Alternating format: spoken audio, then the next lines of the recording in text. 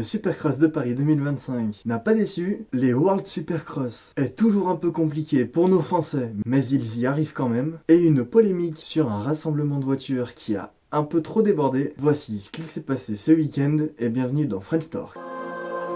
Et on commence par le Supercross de Paris, et cette édition 2025 a été encore plus impressionnante que toutes les autres car le niveau était encore au rendez-vous. Et pour commencer avec les juniors, on avait Tim Lopez, un jeune avec énormément de potentiel qui concourait donc un kit 112 sur une 85, et lors de la finale SX des juniors, Tim tombera et se déboîtera l'épaule et devra abandonner cette course. Et c'est donc Yanis Lopez qui finira vainqueur de cette finale du championnat SX junior. Je vais zapper un peu les manches de SX2 et de SX1 pour le samedi, pour raconter le dimanche comment c'était. Donc voici les résultats des manches du samedi.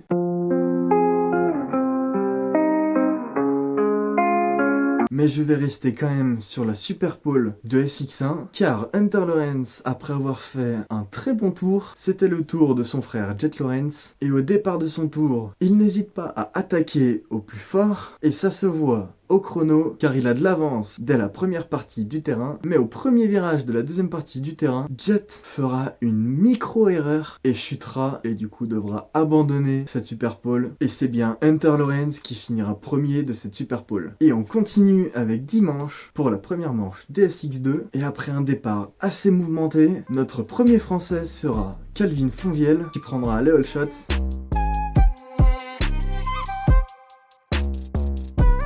Mais se fera vite dépasser par l'Australien Luke Clout.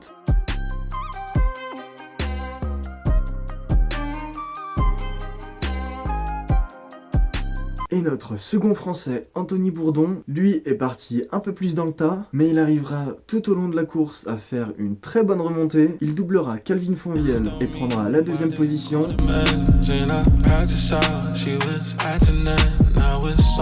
Et c'est Luke Clout qui finira premier de cette première manche. Et on enchaîne avec la Super Pole DSX1, et c'est Tom Vial, notre français, avec sa toute nouvelle Honda, qui sera le premier pilote à faire le tour de la Super Pole.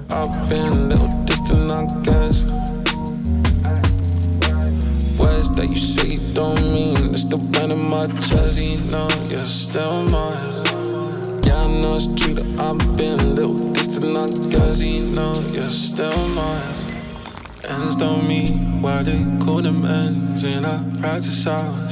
Et ça lui réussira, car il fera un assez bon temps, car après le passage de Michael Harrison, Hunter Lawrence et Cédric Soubeyras, il sera toujours premier, mais après on ne peut guère rivaliser à Cooper Webb, Jet Lawrence et Malcolm Stewart, car les trois feront un meilleur temps que notre français, et c'est dans cet ordre que la Super Pole se finira avec un Malcolm Stewart premier. Et avec très peu de temps pour respirer, nos pilotes SX1 se retrouveront derrière la grille pour la première manche.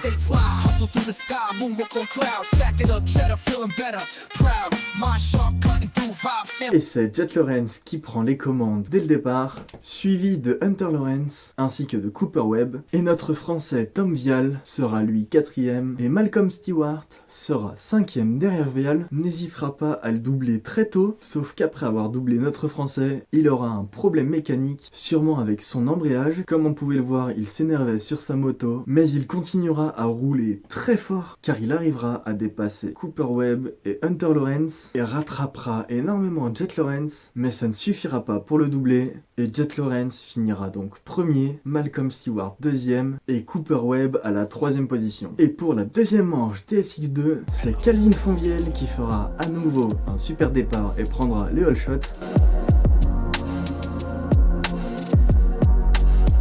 Et pour éviter un accrochage avec Jules Piètre, il bougera à gauche, mais ne verra pas derrière lui Luke Clout et fera chuter Clout. Calvin repartira sur le bord de la piste et Luke Clout, lui, repartira dernier. Et Anthony Bourdon, alors parti 5ème, fera encore une fois une bonne remontée, car il arrivera à doubler les 4 pilotes devant lui. Il dominera cette deuxième manche et s'imposera à cette manche. Derrière lui, ce sera Saad Soulimani ainsi que Jules Piètre. Et on continue avec la deuxième manche des SX1. Encore un très bon départ de Jet Lawrence, suivi cette fois de Malcolm Stewart et de Tom Vial.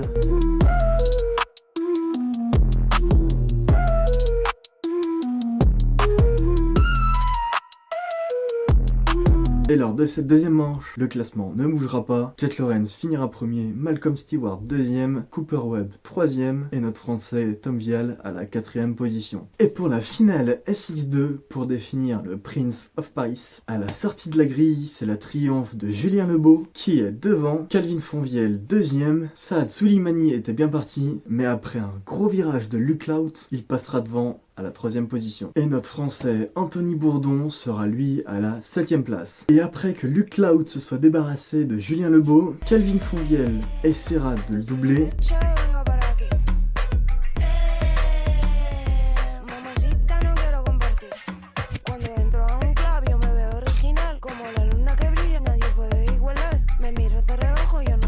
Music licensing reimagined. Mais après avoir pris un enchaînement de doubles, alors que d'habitude on fait un triple à cet endroit-là, Saad Soulimani, Jules Piètre et Anthony Bourdon se retrouveront les trois derrière les deux. Ça fera un bon groupe de 5. Anthony Bourdon dépassera Jules Piètre, se retrouvera derrière Saad Soulimani et Anthony Bourdon sera à l'attaque sur Saad Soulimani, mais il n'arrivera pas à le dépasser rapidement.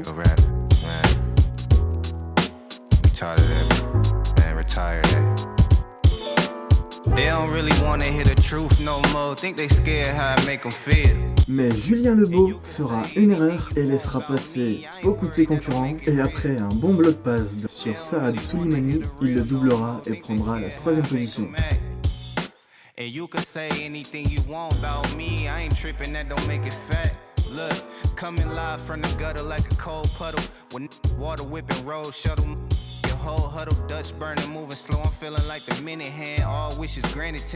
il reviendra très rapidement sur Calvin Fonvielle et après un beau passage dans les books, dans le virage, Anthony Bourdon est plus rapide et passera devant Calvin Fonvielle pour prendre la 2e position.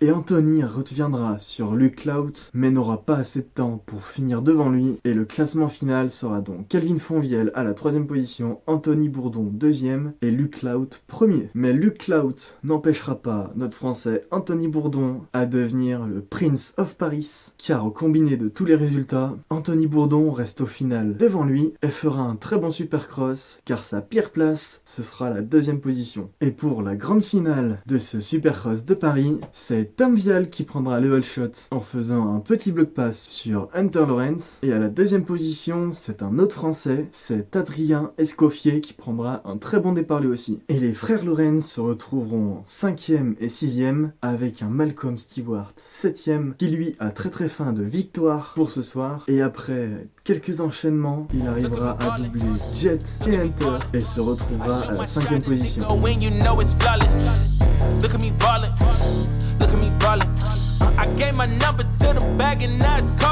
Et à la tête de course, c'est Cooper Webb qui prendra le meilleur sur Tom Vial. Notre français sera donc 2e, Cooper Webb 1er. Et Malcolm Stewart doublera aussi Cédric Soubeyras et passera à la 3e position derrière notre français Tom Vial. Et Tom Vial, après un enchaînement raté, se fera doubler par Malcolm Stewart, perdra la 2e position, mais Malcolm enchaînera pour une bonne remontée. Et Malcolm s'arrêtera pas ici, car il ira chercher Cooper Webb et réussira à le doubler.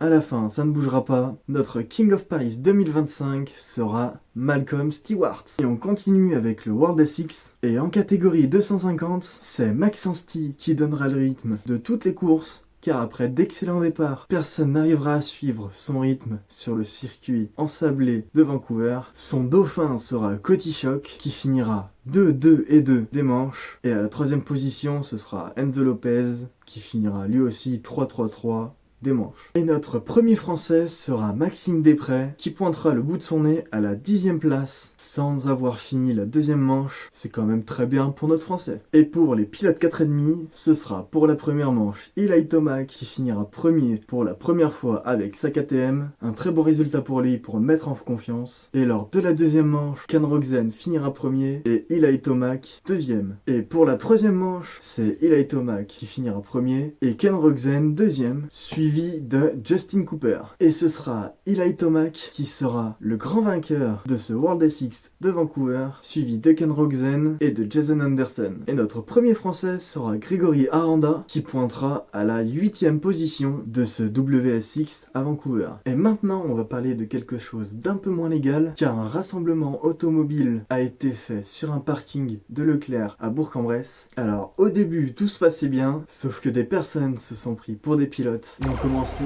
à drifter autour de certains ronds-points avec tout le public qui était autour ou dans le rond-point.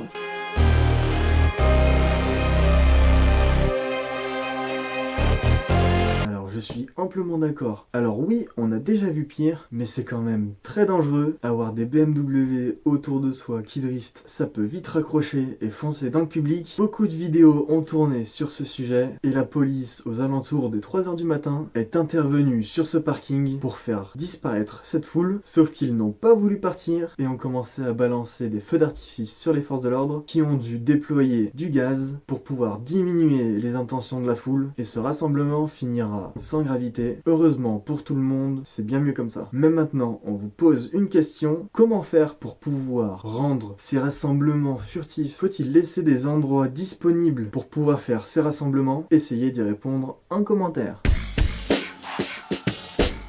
On commence par Péomètre qui cherche à faire un covering pour sa voiture de rallye, un pilote qui fait 100% confiance à son copilote, ou encore les frères Prunier qui s'entraînent pour le sidecar. Voici ce qu'il s'est passé sur les réseaux. J'ai confié le design de ma voiture de rallye à un pro, jour 143 pour devenir pilote de rallye, et aujourd'hui on s'attaque à une partie emblématique de la prépa, le livret de ma voiture de rallye. Je vais pas te mentir, j'étais paumé, je savais pas par où commencer, mais je voulais vraiment marquer le coup pour ma première voiture, donc j'ai commencé à méditer sur la couleur et heureusement j'avais la chance d'avoir un teintier. Déjà au début je voulais garder la couleur d'origine, vraiment elle est sublime, mais le prix il est un peu moins, 298 € le litre, j'ai vite laissé tomber. Ensuite j'ai regardé plein de décos que j'adore et c'est souvent sur des bases de noir, mais le problème du noir c'est qu'en été c'est un sauna, donc je vais crever de chaud. Finalité, j'étais toujours paumé avec mon teintier, c'était trop galère de se projeter. Je me suis dit allez, on va tenter ChatGPT. J'ai balancé plusieurs livrets que j'aimais bien pour qu'ils s'inspirent. Je regarde ce que ça sort, franchement pas mal. C'était beau mais ça me ressemblait pas. Et je vais pas te mentir, ça commençait vraiment à me casser la tête. Et là je me suis rappelé que tous les plus beaux designs que j'avais vus c'était J-Sign Motorsport. Désolé si je prononce mal. Tous les fans de rallye connaissent, le mec fait vraiment un taf de fou furieux. Alors forcément je me suis dit pour ma première voiture et pour marquer le coup, faut que ça soit lui. Là je lui ai envoyé un message, on discute en ce moment et normalement on part sur un full covering. Je te mets juste 2-3 designs pour que tu te rends compte de ce qu'il fait si tu le connais pas et pour que tu comprennes la dinguerie. Bref, maintenant avant d'avancer sur les livrets, il faut que je valide les partenaires qui sont officiellement au nombre de 0. Donc il y a encore beaucoup de boulot pour les trouver parce que mine de rien sur la voiture il y a des tas d'emplacements. Le capot, le toit, les ailes avant-arrière, le coffre, le pare-choc et tout ça c'est du taf à gérer. Mais j'ai tellement hâte de voir le résultat final et de vous montrer tout ça quand ça sera fini. Surtout que le jour où le livret sera posé, c'est qu'on sera prêt à être sur la ligne de départ. Donc on lâche rien, on continue de charbonner parce qu'il y a encore beaucoup de boulot. Mais dis-moi en commentaire, tu verrais quel partenaire sur cette future Saxo qui va être magnifique. Et abonne-toi pour suivre la prépa jusqu'à la ligne de départ. Et moi je te dis à demain pour jour 144.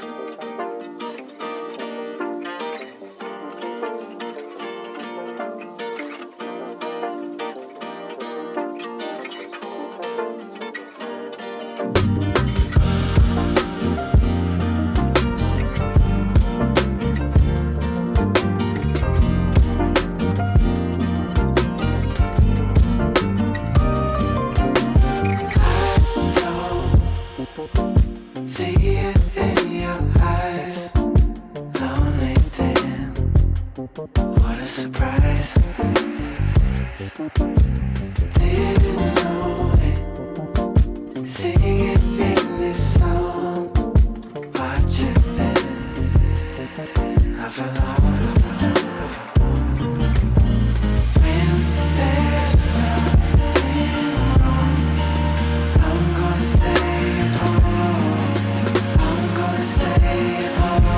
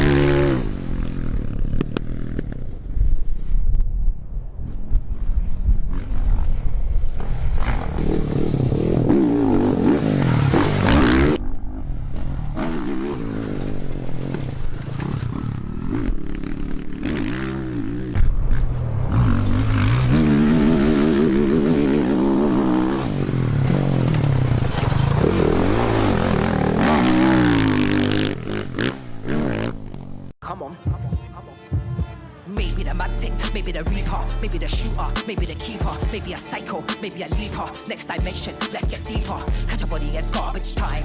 Put the vibes out, mark in mind. Maybe a London, New York timber. On the clock, yo, here for the rhymes. On the court, I'm here for the baseline. Technical foul, you a hit with the bars. Dropping down with the lyrics at a waste time. Point guard, you believe in scars. Post up, step back, on job. Get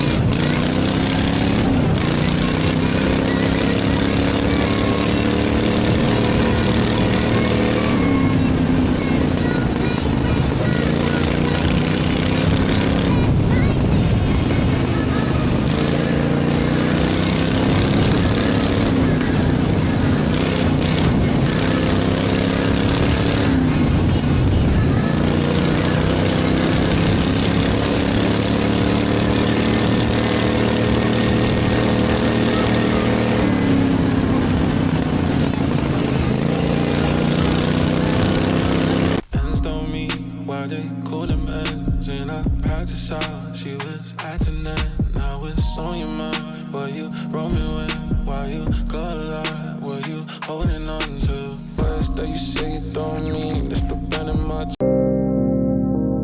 Cruise Zone est toujours en attente, c'est le moment où vous pouvez nous envoyer vos vidéos, que ce soit lors des courses, lors d'un entraînement, de la mécanique pure et dure, nous y réagirons. Alors n'hésitez pas à envoyer vos meilleures vidéos à l'adresse mail cruisezone87@gmail.com.